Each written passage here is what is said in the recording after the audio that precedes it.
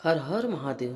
प्रिय भक्तों, हम आपको सुनाते हैं सरतिला एकादशी की कथा। तो आप सभी को सरतिला एकादशी की और मकर संक्रांति की हार्दिक शुभकामनाएं।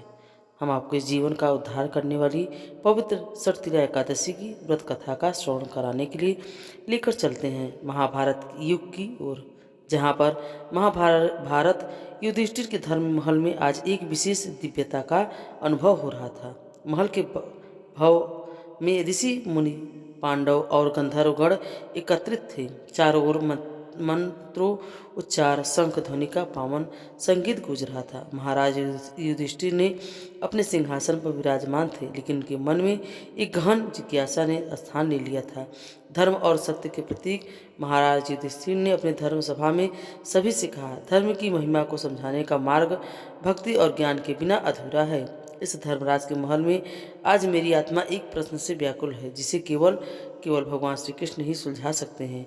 उनकी इस आर्थ पुकार पर भगवान श्री कृष्ण, जो धर्म और भक्ति के साकार रूप हैं, अपने तेजस्वी स्वरूप में प्रकट हुए।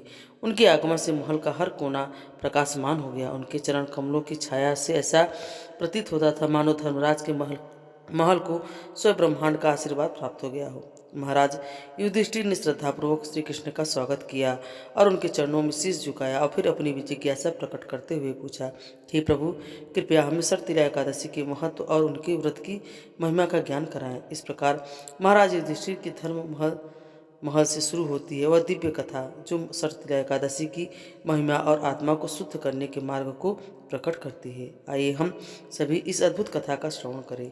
एक बार युधिष्ठिर महाराज ने पूछा कि हे जगन्नाथ, हे श्री कृष्ण, हे आदिदेव, हे जगतपते, माघ मास के किस पक्ष में कौन सी एकादशी आती है और उसे किस प्रकार करना चाहिए, उसका फल क्या होता है? हे महाप्रज्ञ, कृपया इस विषय में आप कुछ कहिए। तब भगवान श्री कृष्ण ने कहा कि हे राजन, माघ मास के कृष्ण पक्ष की एकादशी सरतिला नाम से विख्यात है।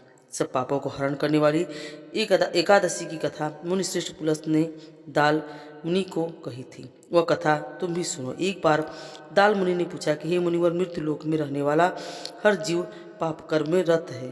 उन्हें नरक यातना से बचाने के लिए कौन सा उपाय, कृपया आप वो कथन हमें कहें। तब पुलस जी कहते हैं कि महाभाग्य हित के लिए बहुत अच्छी बात पूछी है। सुनो, माघ मास में मनुष्य को स्नान करके इंद्रियों को संयम में रखकर काम, क्रोध, अहंकार, लोभ और निंदा का त्याग करना चाहिए।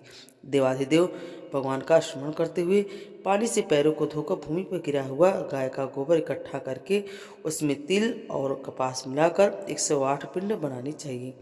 माघ मास में आद्रा मूल नक्षत्र आते ही कृष्ण पक्ष की एकादशी का व्रत धारण करें और स्नान से पवित्र शुद्ध भाव से श्री विष्णु भगवान की पूजा करें और अपराध क्षमा के लिए श्री कृष्ण नाम का उच्चारण करें। रात में होम जागरण करें और चंदन, कपूर, अभज और भोग दिखाकर शंख, चक्र, पद्म और गदा धारण करने वाले श्रीहरि की पूजा करें और बारंबार श्री कृष्ण के नाम के साथ कुहड़, नारियल और बिजौरी के फल अर्पण करके विधिपूर्वक अर्घ दें और दूसरी सामग्री का अभाव हो तो 100 सुपारी वाला आता आप हो तो हे पुरुषोत्तम, हम इस संसार में डूब रहे हैं, कृपया आप प्रसन्न हो।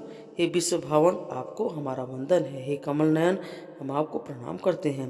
हे सूर्य ब्रह्मांड के महापुरुष, हे सभी के पूर्वज, आपको प्रणाम है। हे जगतपते, लक्ष्मी के साथ आप इस अर्घ को स्वीकार करें। इसके बाद ब्राह्मणों की पूजा करके उन्हें पानी से भरा घड़ा देना चाहिए और साथ में छाता, चप्पल और वस्त्र भी अर्पण करें। इस द्वारा भगवान श्री कृष्ण प्रसन्न होते हैं और कहते हुए दान करना चाहिए और अपनी परिस्थिति के अनुसार श्रेष्ठ ब्राह्मण को काली गाय दान में देनी चाहिए। हे श्रेष्ठ विद्वान पुरुष ने तिल से भरा हुआ पात्र दान करना चाहिए और तिल के दान से व्यक्ति हजारों वर्ष स्वर्ग में वास करता है। और तिल स्नान तिलोदती तिल होगी तो तिलों की तिल दाता भोग चटशिला नाशनी अर्थात तिल से स्नान करना चाहिए और तिल का उपन लगाना चाहिए और हवन करना चाहिए। तिल डाला हुआ जल पीना और दान करना, तिल का भोजन में उपयोग करना, इस प्रकार 6 कार्यों में तिल का उपयोग करने से इस सरतिला एकादशी को माना जाता है, जो पाप हारनी है।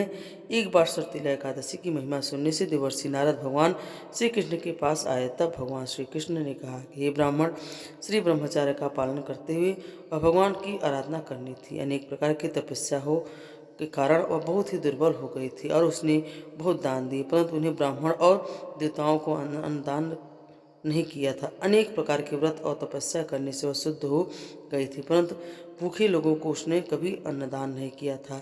हे ब्राह्मण, उसकी परीक्षा लेने के लिए मैंने एक ब्राह्मण के रूप में उस साध्वी के घर जाकर भिक्षा मांगी। तभी उस ब्राह्मण ने पूछा कि हे ब्राह्मण, सत्य कहिए, आप कहाँ से आए हैं? मैंने सुनकर अनजान बनते हुए उसे कोई उत्तर नहीं दिया, तो उसने क्रोध में भिक्षा पात्र में मिट्टी डाल दी और उसके बाद मैं अपने धाम को लौट आया और अपनी तपस्या के प्रभाव से वह ब्राह्मणी मेरे धाम में वापस आई और उसने संपत्तिहीन, स्वर्णहीन, धनहीन सिर्फ एक सुंदर महल दिया। इतने सुंदर महल में कुछ कुछ न पाकर अस्वस्थ और क्रोधित होकर मेरे पास पूछने आई और कहने लगी, हे जनार्दन, सब व्रत और तपस्या करके मैंने श्री विष्णु की आराधना की, परंतु मुझे धन धान क्यों नहीं प्राप्त हुआ?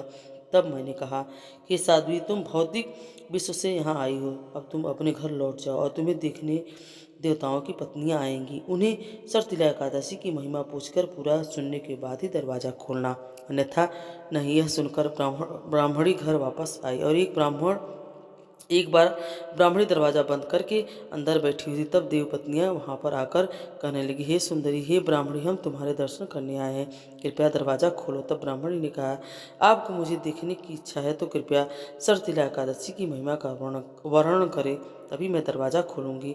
उस समय एक देवपत्नी ने उसे वह महात्मा बताया। महात्मा में सुनने के बाद ब्राह्मणी ने दरवाजा खोला।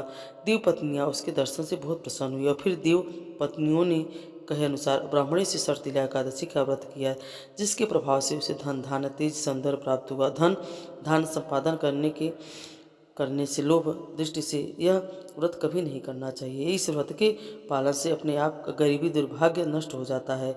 कोई भी इस तिथि को तिलदान करेगा तो सब पापों से मुक्त हो जाएगा। भगवान श्री कृष्ण युधिष्ठिर महाराज से कहते हैं कि हे धर्मराज, मनुष्य जीवन का उद्देश्य केवल भौतिक सुख सुविधाएं प्राप्त करना ही नहीं, बल्कि आत्मा की शुद्धि और परम धाम की प्राप्ति के लिए प्रयत्न करना चाहिए।